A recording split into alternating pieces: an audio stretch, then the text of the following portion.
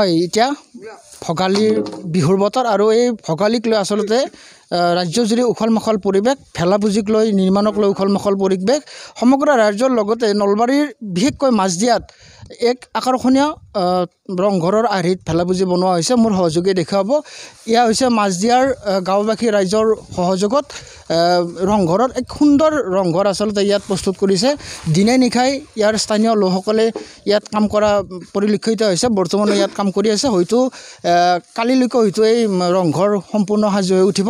মই এই উদ্যোক্তাৰ ওচৰত গৈছোঁ কিছু কথা পাতিম আপোনাৰ ওচৰত আহিছোঁ আচলতে প্ৰতি বছৰে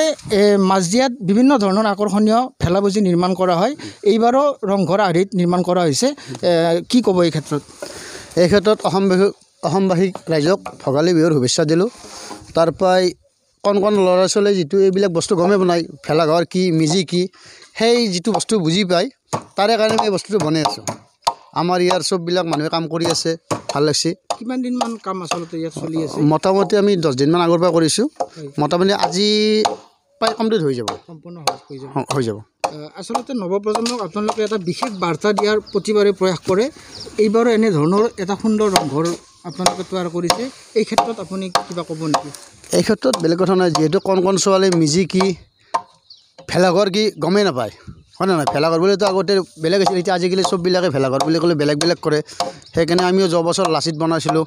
এইবাৰ আপোনাৰ ৰংঘৰ বনাইছোঁ যাতে কণ ল'ৰা ছোৱালী আহি পায় আছে কণ ল'ৰা ছোৱালী ইয়াতে থিয় দি আছে দেখা পাইছে সেইকাৰণে ভাল লাগিছে ধন্যবাদ আচলতে এগৰাকী এই অঞ্চলৰ স্থানীয় লোক আছে তেখেতে খুব ব্যস্ত হোৱা আমি পৰিলক্ষিত হৈছে কিছু কথা পাতিম আপোনাৰ ওচৰত আহিছোঁ কি ক'ব এক আকৰ্ষণীয় ৰংঘৰৰ আৰ্হিত ভেলা পুজি হয় আমি এইটো বছৰে এনেকৈ আমি বুৰঞ্জী প্ৰসিদ্ধ আমি ৰংঘৰ বনাই আছোঁ এইবেলিও আমি শিৱসাগৰৰ ৰংঘৰৰ আৰ্হিত এই ভেলাঘৰটো বনাইছোঁ প্ৰতি বছৰে আপোনালোকে বিভিন্ন ধৰণৰ আকৰ্ষণীয় বিভিন্ন ধৰণৰ প্ৰথম বছৰ আমি বনাইছিলোঁ দুমহলীয়া ঘৰ দ্বিতীয় বছৰ বনাইছিলোঁ আমি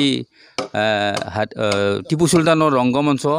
তৃতীয় বছৰ বনাইছিলোঁ হাতী মানুহৰ সংঘাত চতুৰ্থ বছৰ বনাইছিলোঁ আমি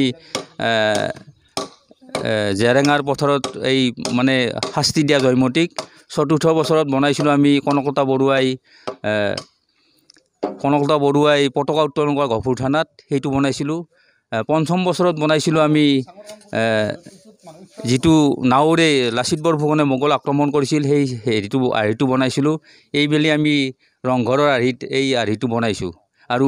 বনাইছোঁ কিয়া তাৰমানে কণ ল'ৰা ছোৱালী যাতে ইতিহাসৰ সকলো দিশ জানিব পাৰে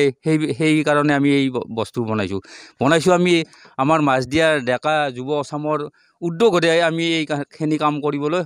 সাফল্যমণ্ডিত হৈছোঁ ধন্যবাদ এয়া আছিল এই স্থানীয় ৰাইজৰ মানে অনুভৱ প্ৰতি বছৰে ভোগালী উদযাপন কৰা হয় মাজদিয়াত আৰু বিশেষকৈ বিভিন্ন আকৰ্ষণীয় ভেলা পুজি নিৰ্মাণ কৰি এই মাজদিয়াবাসীয়ে ভোগালীক আদৰৰ ব্যাপক মানে প্ৰস্তুতি চলায় আৰু উদযাপন কৰে